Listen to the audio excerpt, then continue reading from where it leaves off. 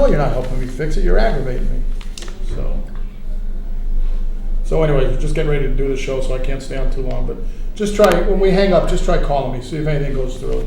I'm gonna call you to see if you can go through. I'm gonna call you. Yeah. Okay, I'll talk to you in a while. Okay, bye.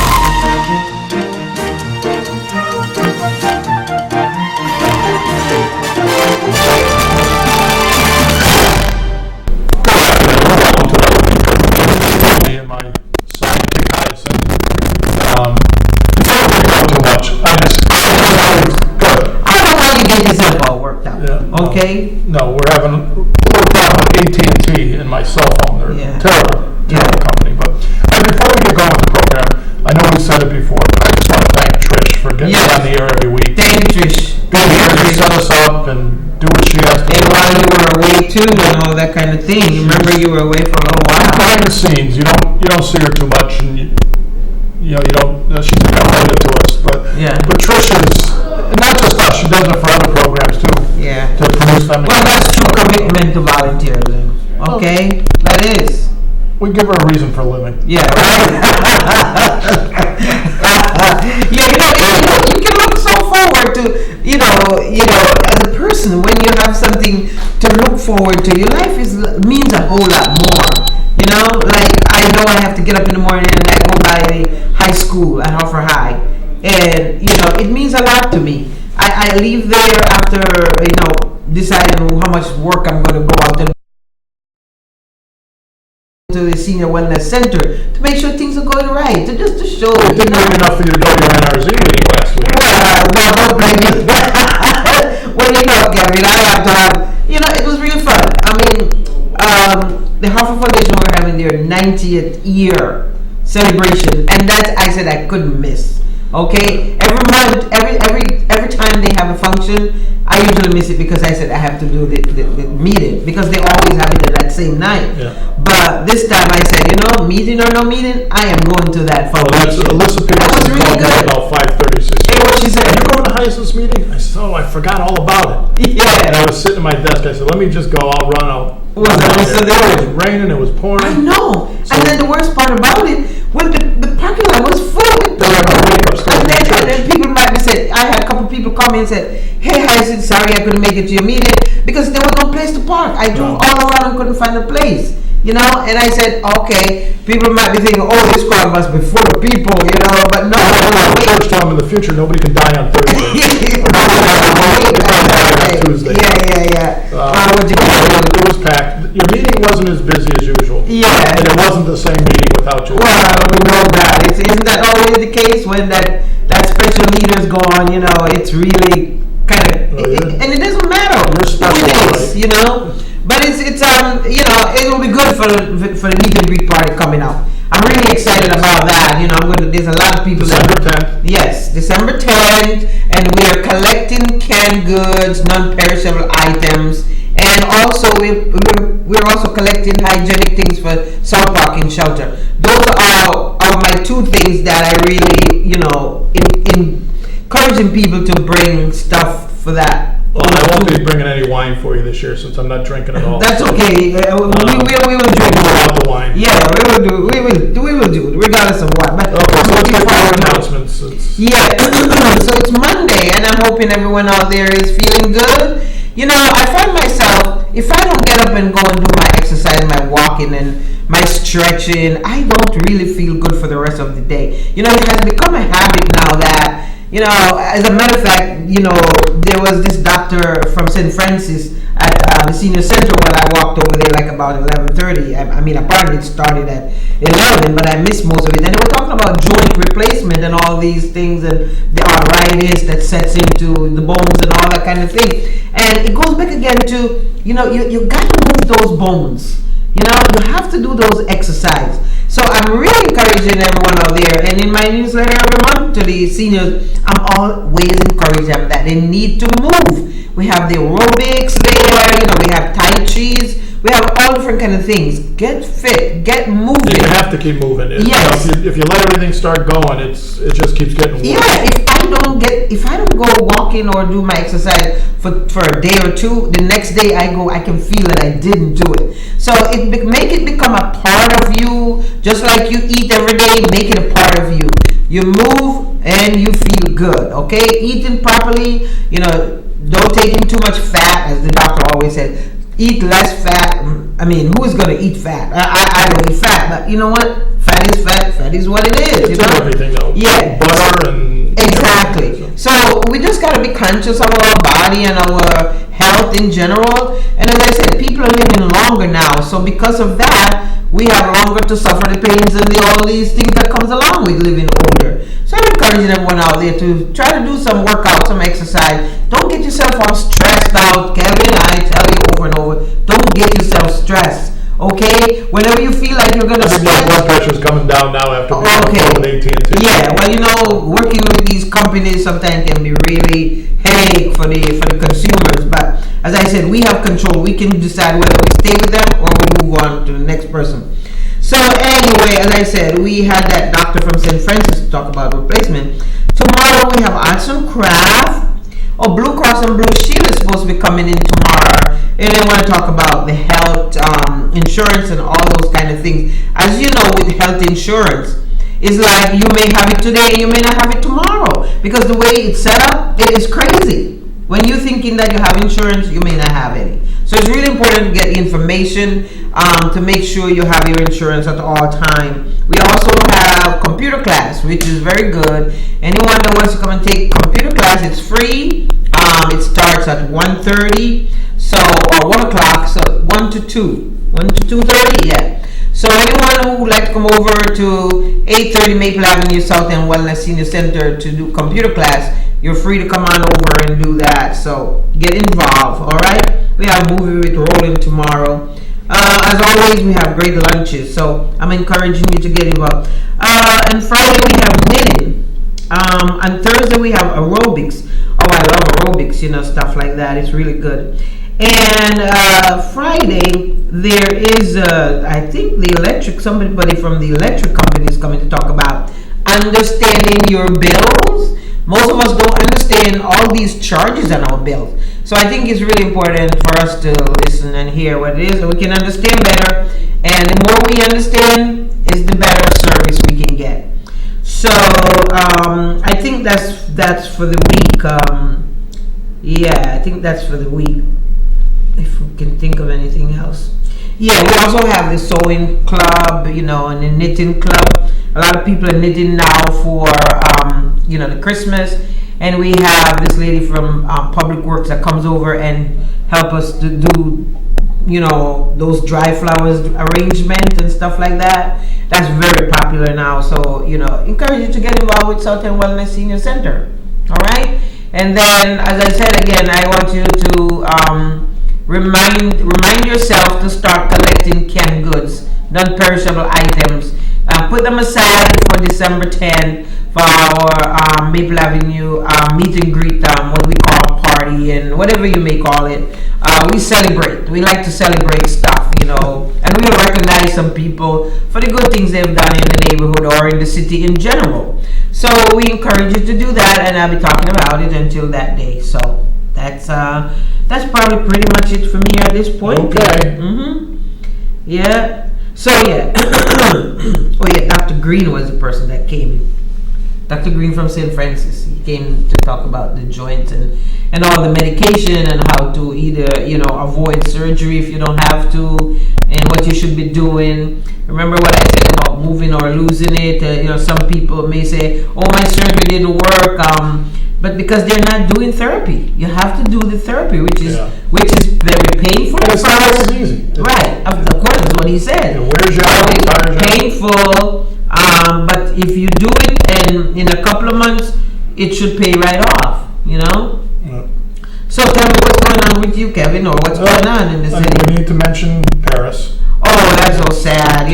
Tragedy. It's just so sad. But it's the state of the world now. I know. It's like the last time I went there was in December. Can you believe it? December, January, we went there, and 2 days before I leave Paris, or 2 days after I left. That's right. They had that. That was awful. So it's like these two big things in a year. In a year. Can you believe that? Well, I'm just wondering how well protected we are against things like that. I know we're much more. We're very open, though. We're very open for a lot of stuff to happen to us. Well, that's sporting events. Even in New York City, all the TV shows that are on the street every morning. All the movie theaters and all that kind of thing. How do you protect? We're not immune to any of these things. We just have to make sure that we do the right thing and do as much as we can, because this is a moving thing. You just keep moving. You never know who is who, and you never know what is what in this country. So I know everybody wants to open our borders up for everything and let all these refugees in, but it's going to take a lot of work to screen people, and you never know who is who. That's the whole point. That's the problem. You come through the borders, you come to the airport and you see all, and then you say, how do they screen all these people?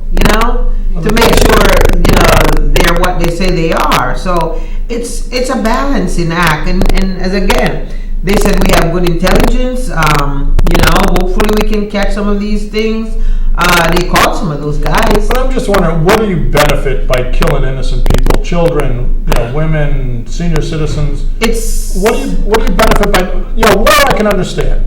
Somebody signs up to go in the military. That's part of the risk you take. You're going to go in and fight against people.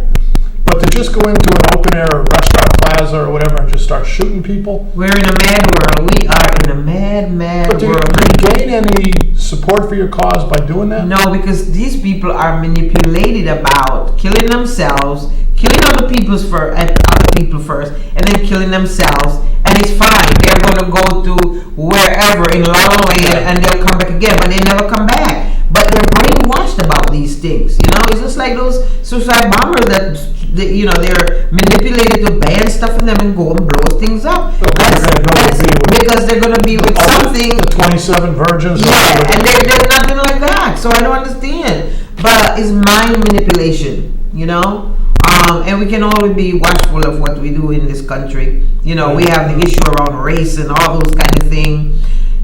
People are always, sometimes I said people use the race thing as a cop-out to. Well, do you think we really want to change the race issues? How do you change race issues? Well, that's what I'm asking. Are we serious about changing it, or are we just going to always be one race against another race? It's that divide, and again, it goes back to just like those people over there are trained to kill and kill. There is something within people about, well, let's. Oh, he's black, he's white, he's pink, or whatever. It's that, and you think with a country with so much diversity, you figure we would all get along, and live as, people, and this world, I write in my little blur, I usually write a thing for the paper every month, and one of the things I mention is that, God is so good. If he had made the world just white world, what kind of world would we be? If he makes the trees all green, what kind of world would it be? We have to be diverse. We have to be different. We have to make our world a beautiful place. Are we serious about that? Do we still have so many people that use it as a crutch to keep that? Some people use it as a crutch, and I know that for sure. They use the sexism or the color or the racism issue to keep. It's like and I won't mention it in a year, but it's like you're not doing your job, and I'm calling you alternate, right? And the first thing you jump to, racist or sexism. You know, those are the kind of things. So that's I feel like those are old stuff now. Let's come up with something different. Let's come up with the fact that you're not doing your job or nobody's calling you out on it. How do we do that? It doesn't matter if you're black, white, Hispanic, Asian, whatever. If you're not doing your job, you're not doing your job. But you want to make it look like it's racist or it's sexism or something, you know? It's not about that. But I'm hoping that people can see through all of that, because I think we use that kind of card too long, too much, you know? Well, I'm just wondering how we get beyond that. If we're serious about changing, how do we get beyond that? The only way we can get beyond that is we look at each other as people instead of looking at, are you white, or am I black, or am I pink, or am I whatever. We look at people as people, okay? And it has to be a mental thing, all right? Because some people will say, it's okay for you to say it's no racism and all that kind of thing. Well, but we know it is there. Yeah, we know it is. You know, I don't have to waste my time worrying about somebody racist or whatever the case may be. Maybe because I'm too busy doing other things to help others instead of too much on myself, you know? I mean, I can live with anybody. So, again, the point is that we need to come to a conclusion where people need to get an understanding that we are all people. We bleed the same red blood, and that's it. Okay?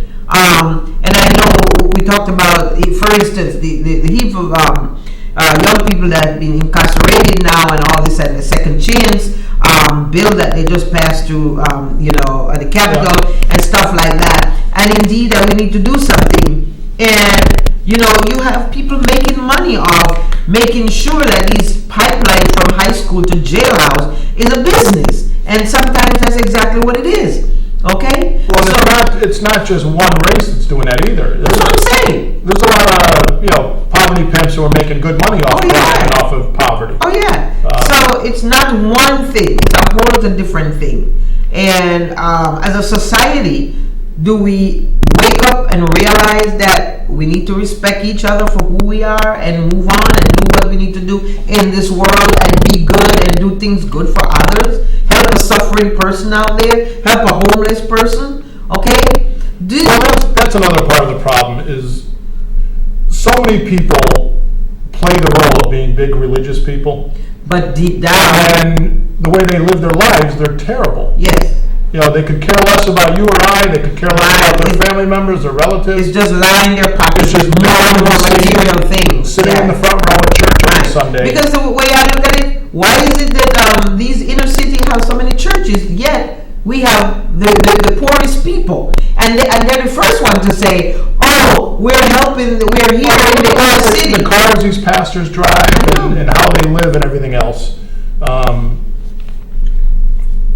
Religion, I think, there's a big problem. Religion is somewhere is like a cult, and what you believe in is what you believe in. What you're manipulated to believe and things like that. I mean, I have my own belief about religion, to be honest with you. We all do. And you read the Bible, and it tells you certain things. Men make the Bible. Men write everything in the Bible. My philosophy in life is help others. Be good to myself, and if you can be good to yourself, you can be good to others. Okay, and you do whatever you can do for others, and live a good life, and that's how I feel like it should be. Well, I think you and I both, we do a lot for other people. People call with problems, whether it's making phone calls for them or trying to square things away. We don't make money off of it. No, I have fun. You feel good about it.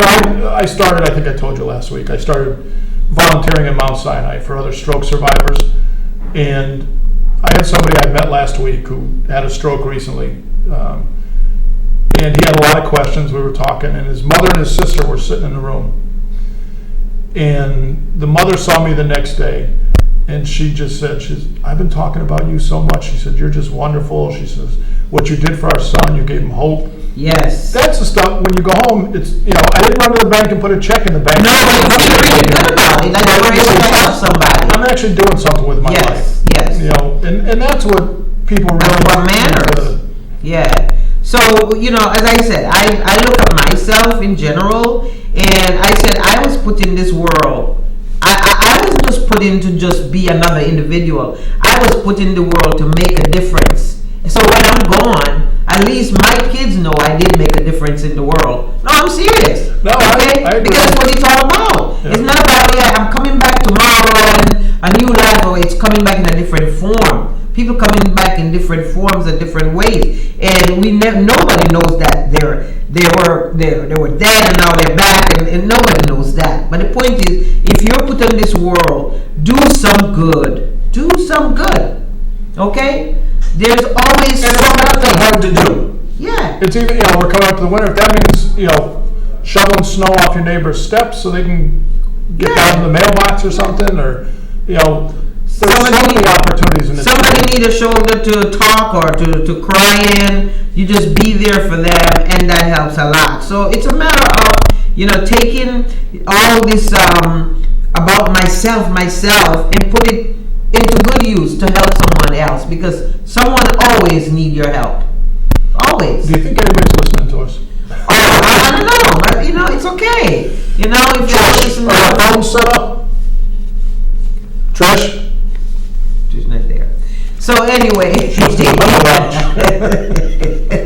yeah. So tell me, Kevin, things seems to be quiet in the city? Not at all. No, tell me what's going on. Yes. Oh, what about the stadium there? That stadium over there. The jury's still going on. The rock, not the Rockcats. The Goats. The yellow goat. Yeah. What's going on with that?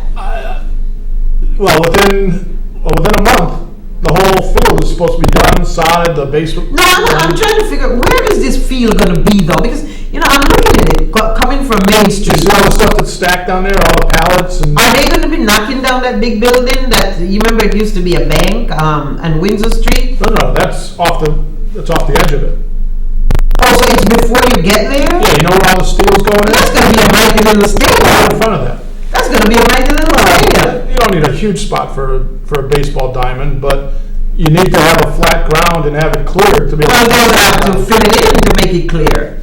That's supposed to be done by. So that means Windsor Street will be closed for good. That part of Windsor. I'm not sure the back part there. I don't know if it's going to end where it's ending right now, or if it's going to once again continue through behind the. I really doubt it if it's going to be. So you'll have, instead of you going down this first street that you used to turn on, you have to go to the second street next to the school to turn and go around there. Because I try to go there. I don't think anybody really knows what's going on. We've been sold so much nonsense. This thing I'm telling you, I'm driving down there and I'm saying, wow, this is what we have to look forward to. I'm turning off Main Street to get down onto Windsor Street, and I'm saying, wow, this is what we have to drive. Does it look like it's going to be done in a couple months? No. What is it? December?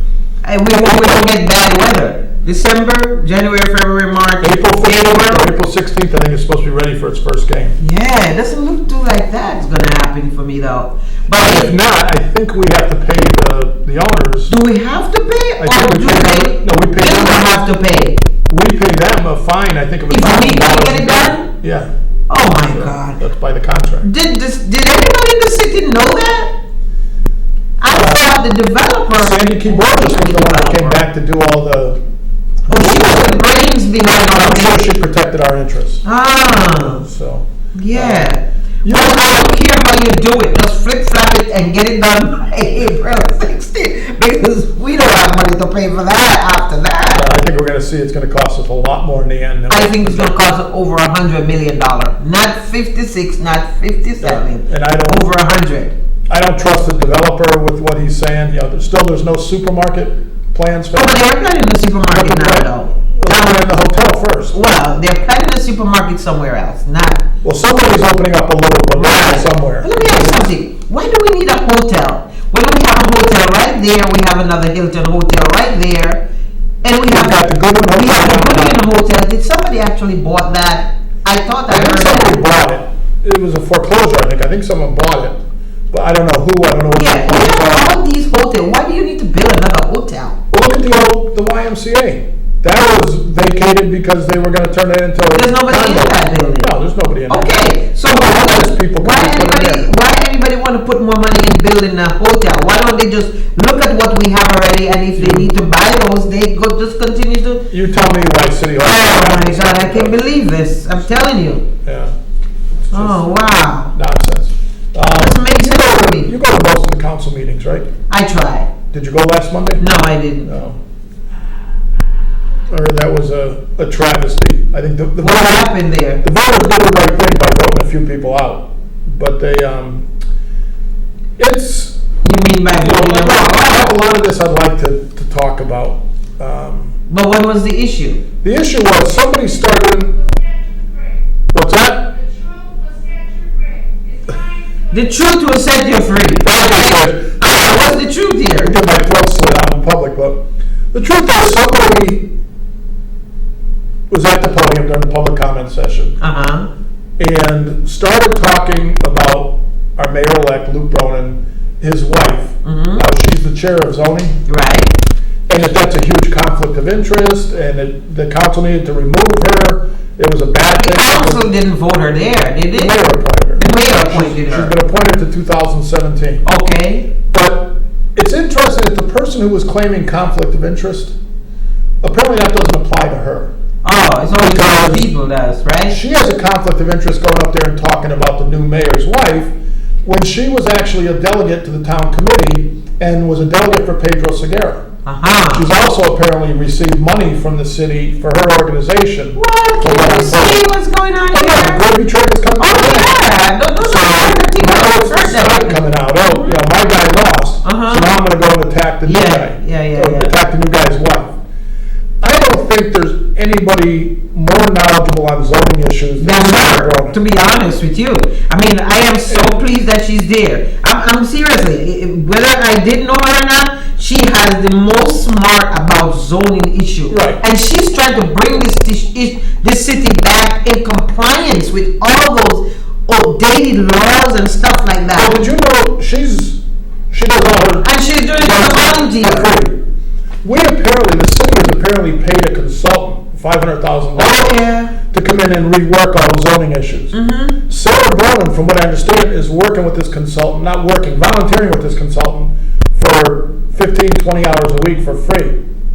Now, how is that right? The consultant is getting $500,000. And she's because she understands more than they do.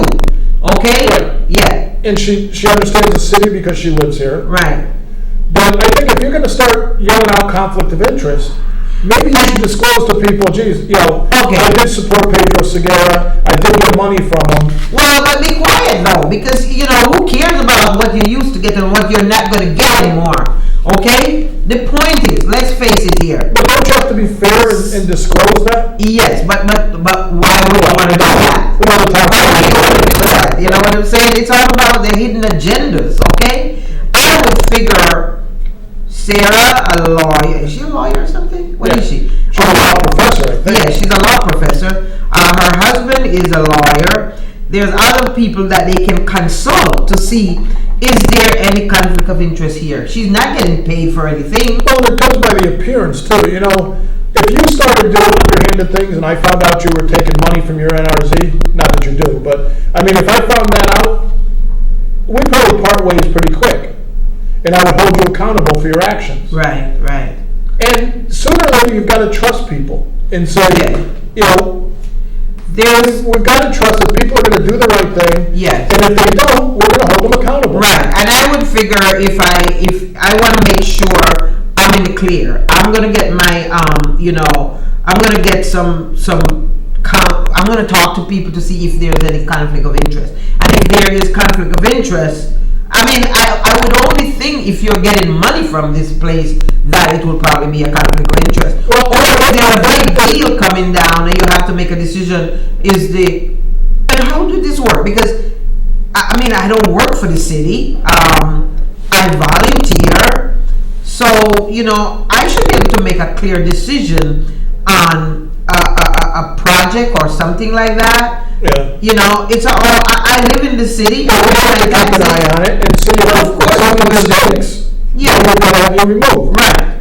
And so again, as you said, the mayor appointed her. So I don't see where it would be any council member to say you have to step down. It's just like the registrar. And what politician hasn't taken money from a developer? Right. But it says here's a check. Yeah. But I expect a favorable opinion on you when I go before the zoning committee. But Sierra's not taking money from anybody. That's the whole point. She's not taking money. I know, but I mean, until she does. Right. And I hope she never does. And I don't think she will. She's too smart to do something like that because it's going to be on her and her husband. Okay? So therefore, I don't see that happening. How are you supposed to trust these people? Whether it's a town committee, the city council, how do you put your trust in people that you know are doing underhanded things? Well, you know what I am like, Kevin? I will trust you until you give me reason not to trust you anymore. Okay? And that's the way I do business. Yeah. All right? Once you do something that I know you shouldn't have done, and it's the interest of the resident of the city, then I have a different side to me. I will just completely cut you off. Okay? So I'm not going to worry about it. I know they're going to do the right thing. It's a matter of sour grapes right now. Okay? Well, that person who was speaking is sour grape.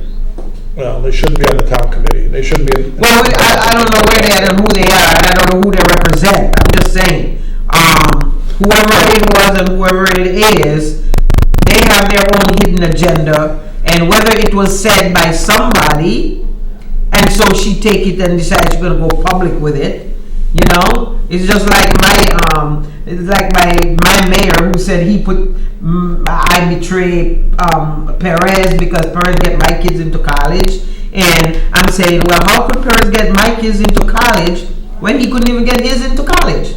Huh? My kids are smart kids, and they get where they go by working hard and doing the right thing. And they prove themselves too. So when he threw that at me, I was kind of in a state of, well, where did he get that story from? Okay? But the point is, sometimes people say things, and then people take it. Well, okay, so get back to the subject at the council meeting. So she brought up that there was a conflict of interest there, Brown needed to be removed. And then Ken Kennedy wanted to ask a question. So Sean Wooden called on him, let him ask his question. And it was more like a debate, trying to say, we can't do this, you know, instead of saying, thank you, we appreciate your opinion, you know, we heard what you had to say. Then they started a back and forth. Then Sean Wooden, the council president, got involved in the back and forth. And well, why did this become a back and forth? I mean, you go there and you speak your mind, I listen, and then figure out behind the scene what needs to be done to it. So then Larry Deutsch raised his hand, wanted to ask a question. And he's a council person, so why they wouldn't call on? This is after Kennedy and Wooden both had their chance to speak. They wouldn't call on Larry to ask his question and speak. So then it kind of erupted from there. And then people in the audience were yelling out, Larry got reelected, at least Larry's elected, let him speak. The cop had to come in, and he went to the podium and tried to get everybody to quiet down. And then it just kept getting worse and worse. So then Wooden and Kennedy and I think Aponte, the rest of them got up and walked off the dais. So the meeting stopped. So then they came back about 20 minutes later, started the meeting, the regular council meeting, and there were about 14 people that still hadn't spoke. They didn't allow any of them the opportunity to get up and speak. Now that's bad.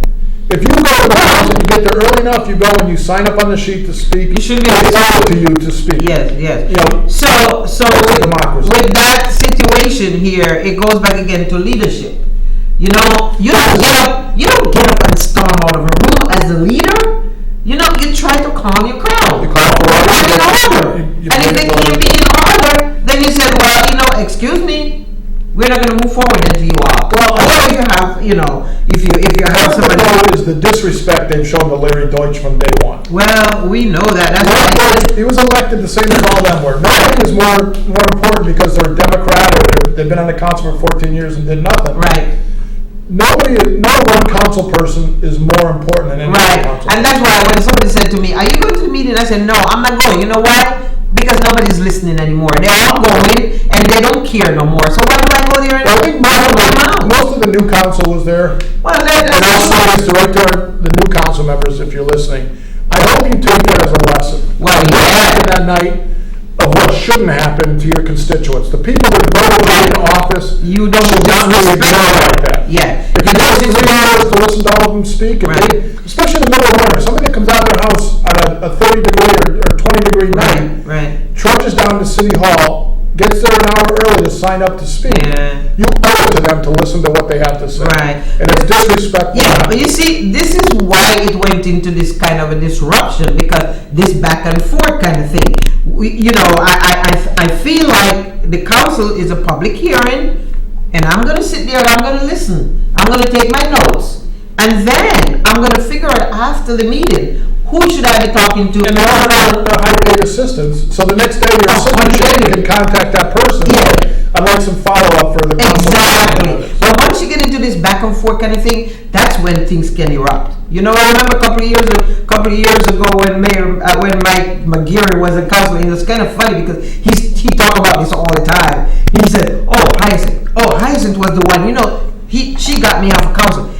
You know what? We went there as residents to talk about these rats. We went there to say we need something to be done about the rats in the neighborhood. And he has the nerve telling us we should be quiet and shut up, and he's going to call the police on us. Can you believe it? He called the police and wanted to disrupt us and get it out there. Well, this time, the voters did the right thing when they got rid of Kennedy and Wooden. What? And Aponte. They didn't have anywhere to go. The whole point is it was time for them to go. I'm glad that we have new people now, and as I said, the first day they sit down there, I'm going to go there and I'm going to tell them it comes down to what I expect of them. We got to hold them accountable, same as we just did with this council. Exactly.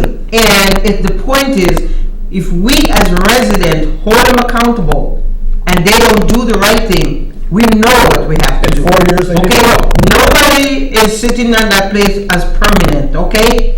You do the right thing for the resident because it's all about the resident. It's not about the individual person that sits up there at the council. It's not this, you go there, you have this kind of an ego now that you're up there. But they call it's about us. A representative form of government. They represent us. And we know that in Washington, they never consult with their constituents. What do you think about this before I vote yes or no? Exactly. What's your feeling? How do you Exactly. think I should go? And that's why Washington is the way it is right now. They do what they want. Okay, that's why Washington is the way it is. And so we are close to this. We are right here. The residents are going to go to City Hall. We want to work with our council because you know what? We want them to move our agenda for us. Okay? We have issue around blight.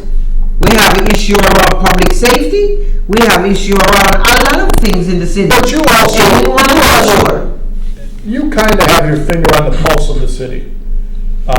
You know what's going on. You talk to people every day. You're out there walking the streets. You're talking to residents. So you know what the concerns are. Yes. You know what's bothering people. You know what they want. I don't think our council people, well, the new council maybe. This current council, I think they were in touch with the people. Yeah, well, you know what, Kevin? I think, in a way, you're right. Maybe, they don't take the time to drive or walk around in the neighborhood to see what's going on. And I know it takes a lot of time here. But the most important thing is that they have jobs too, like everybody else, and family and stuff like that. But when they sign up for this thing, they must understand what they really signed up for. You have to take, and that's why I think if they really want to be effective, they will have gone back to these neighborhood groups and listen to what they have to say. Okay, so tell me, how am I doing? Tell me what I can do better. They put on a big act. Okay? It's like Thursday night at your meeting, even though you weren't there wasn't one politician. No state reps. No council people, nobody. But they all know how to knock on your door when they're looking for votes. But when it comes to actually starting a term and hearing what the people have to say, nobody was there. Yeah.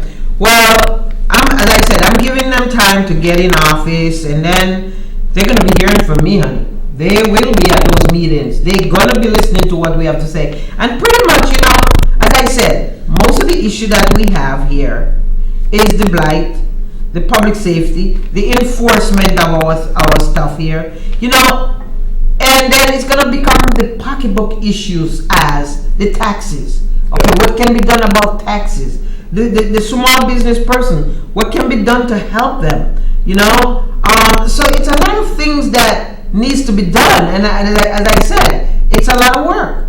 But if you can, as council people and mayor, can take on let's look at the big picture here. And that's why it's going to be important for them to all work together here. And I'm going to let them know it's not going to be like in Washington that, they're on their side and this one over on this side and that one over. No. They're going to have to work together to make things happen. Well, I think, a couple of them have the opportunity for a fresh start here. I hope it's not traveling all over the country, building their own resume, going to conferences and things like that. Our problems are here. Right. We need to, and I know sometimes they would have to go traveling, but make sure it's something that's really going to be affecting our community or benefit our community. Yeah. We know people take trips, go all over the place all the time, and really they just take it because, it's a good thing I can go and I can brag and say, I'm here. I represent the city of this Hartford, but really in fact, they really don't go there to represent us. You know what I'm saying? They the cocktail party. Exactly. So again, we as residents have to hold people accountable. As I always said, you don't vote them and forget them. You vote them and you make sure you go into their face every month. Or if you need to call them on the phone or do something, you go there and you let them know that you are there. They're not special. They're no different than you and I. No. There's no reason to be afraid of them. There's no reason not to call them. There's no reason not to tell them you're not happy with something they're doing. Exactly. And we want to give them the respect that they need, and they need to respect us too, okay? Because we are the taxpayers.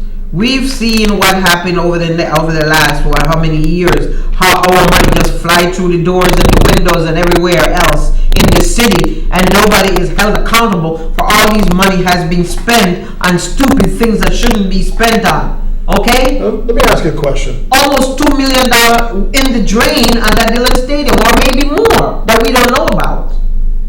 Can you believe that? What's the question you want to ask me? I don't know what that's going on. Governor Malloy was quoted in the Current this morning. Apparently in an interview with the Hartford Current editorial board, saying that the job of mayor of Hartford, and I'm paraphrasing here, but something about it's a job he would never want. Do you think Luke Roman is going to be able to start getting things in order quickly? Well, what does he have to do to help him get that done? We're going to have to find out what we can do to help him. And the governor may be right in a way, but when he was mayor of Stanford or wherever it is, he had to work from the bottom up to get where he was. He had a tax base there. He had a huge corporate community. I know. They were threatening to move out on him. Yes. Isn't that always the case? I mean, these people who are making multi-million-dollar always a threat. Oh yeah, I'm going to move if you put something on me. And we haven't treated our corporate community right over the last few years under. But because you have to have good leaders to do that, though. I agree, but do you think being mayor of Hartford is a suicide mission? I wouldn't think so. I think it can work if you build your coalition, making sure that the people are on your side, making sure you're going to them for any help, making sure they are real true partners. I'm not talking about a lip service partner. Making sure they take apart ownership of. You're only as good as the people you surround yourself with. Exactly. Okay. So again, you can't just be a mayor in isolation. He knows that this is going to be a tough job, but for him to succeed, he's going to need to find who the leaders, the true leaders are of this city, work with them to help him get where he needs to go. Seriously. Another question for you. Yeah, what's that? If you had to make the choice, let's start with police department. Would you keep the police chief? Yes, he can be worked with, of course. I would really encourage the mayor, the new elect mayor, to keep him, because I think everything can work, because it's a matter of sitting down and look at what their priorities are. Okay, we know this chief knows what to do. It's just a matter of, do he have a mayor that know what to get done? And is he getting the support to do it? Exactly. So I think sitting down with the mayor and say, okay, now how can I help?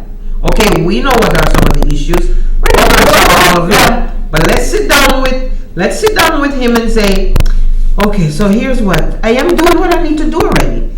And I don't think it's just the mayor. I think we've got to be sitting down with our congresspeople, with our senators, with our governor, our state reps, and bring anybody that can bring any part of the puzzle. Well, we know. To the table needs to be. We know that it takes more than one person to fill a puzzle of what is it you want to do. But Luke is in a position where he can go to Washington and say, "Hey, Obama or whoever it is in that leadership position, hey, this is what I'm going to need to help my city be safe and stuff like that."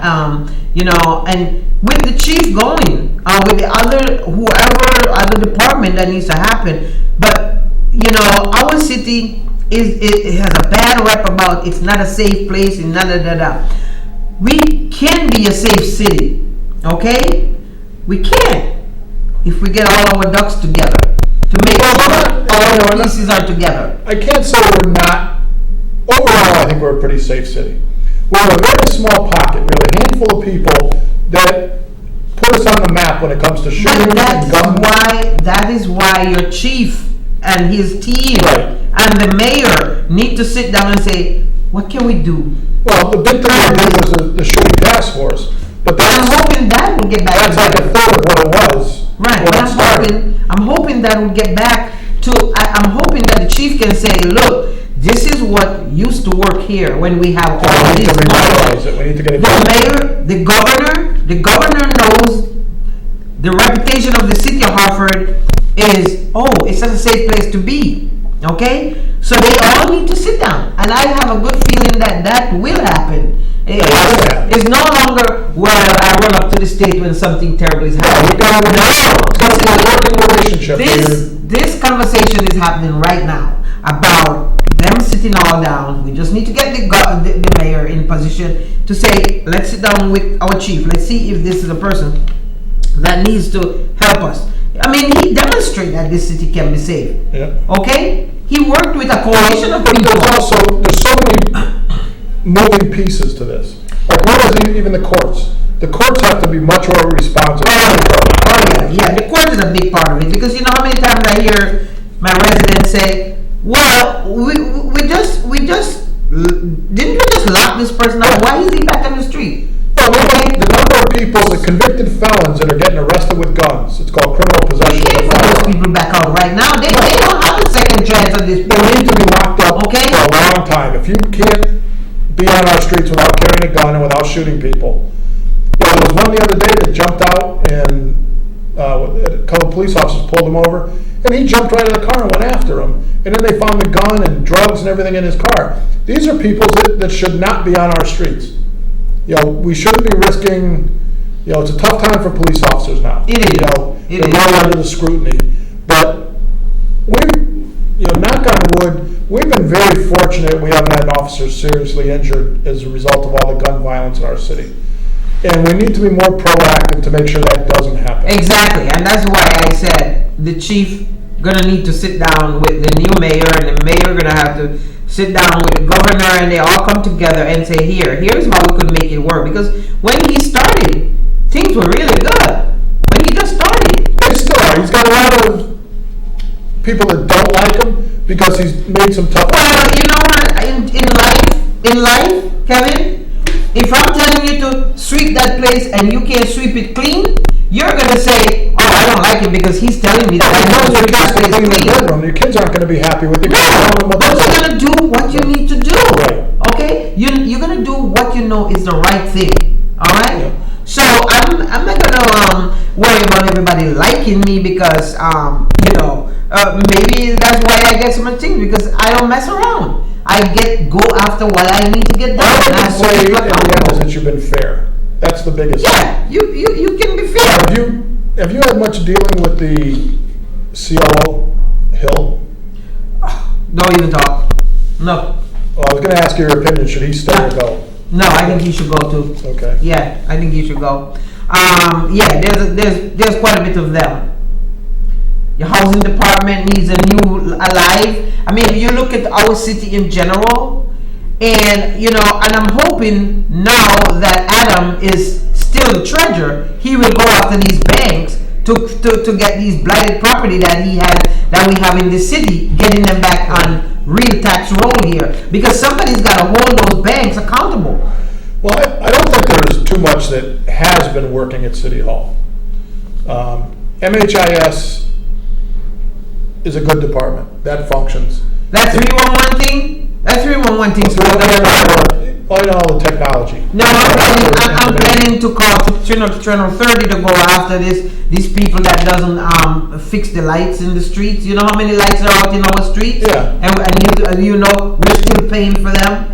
Because the point is, you know, there's one particular I have called, it's over a month now, and I'm still waiting for the parts to fix it. And I'm saying, you don't have the parts, replace the thing. Okay? Yeah. So, and have we been getting the credit for that light? Oh, so why should we accept those kind of things? Huh? That's part of, I think, the new regime we can't accept. We need somebody in the city that will go after all the lights. Look and see how many lights are working in the city. That was one of my blog postings a couple weeks ago, and we got 4 minutes left, so 2 minutes really. Yeah. But one of my blog postings a couple weeks ago was expect, don't accept. Okay. That's what I'm saying. Expect the best. Exactly. You need to expect I don't care what it is that you're doing live. You should expect. And we're not going to accept anything the best. Okay? I don't care. I came from a place where you accept, you expect, and you do 100%. Okay? No less.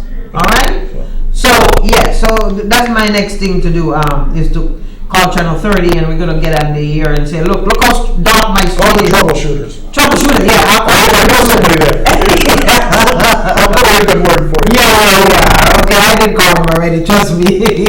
So, yeah. So, again, if we can get everybody in the city of Hartford that works in City Hall to work for us, if we can get them all to do their job 100% and do it nice and good, then we wouldn't have any complaints. Well, that's, whether it's City Hall, DPW, Police Department, Fire Department, if you can't go to work every day, wanting to do your job, then don't go to work, okay? You don't belong here. Exactly, okay? And that's how I see it, in general. You know, you look in general at the Public Works Department, that's a whole department that needs to be completely, either need to be educated or something about their job. Is it road management, though? I don't know which one it is, honey. I would think we've got some good hard workers in DPW. There's some. But the one that doesn't do their job, they bring down the one that's doing their job. I know. That's always the problem, you know? I know we talked about your dirty floors last week. Yes, my dirty floor, okay, at the senior center. I have to say that comes down to supervision and management. Exactly. And these managers, they're not working for minimum wage. We know that. These managers we have throughout the city are making big money. Yeah. And they'll be retiring long before you retire. Before you go, how is your mom's solar working? She's still waiting for the inspections. Everything is in. Okay. We can go online and see how much energy she's generating and everything. But it's not going back into the grid yet. Mm-hmm. The panels are working, they're making electricity. But the state and the town, and I think Eversource have to come out and do all their final inspections before it actually goes live. Yeah. But they did a very, very nice installation. They've been, Energy, the company she used, has been very attentive, because the day they finished up, they were there after dark, so they couldn't test the panels with the sun. And the next day, it rained like 2 or 3 days in a row. But they kept stopping by. But there was still sun, even those rains, though. You generate. Yeah, you're still, even if the sun's not out bright, you're still generating electricity. Yeah. But they want to see, are they all working at their capacity, and, they know what they're doing. Yeah. But I was very impressed. I have to wait to hear what your mom have to say about her solar thing before I decide to go forward, because we were almost ready to put the words on, and we were told that you have to pay 2 separate bills here. You got to pay one to CLMP, and then somebody said that to me. That's why I want to know from how your mom works. NRG, from what I can see, they did a great job. Oh, we're out of time. Okay. All right. Everyone, you have a good week and take care of yourself, okay? Be healthy and Trish safe. is in there shaking her. Thank you again, Trish, for getting us on the air. Yeah, I hit the music button. Okay. Yeah.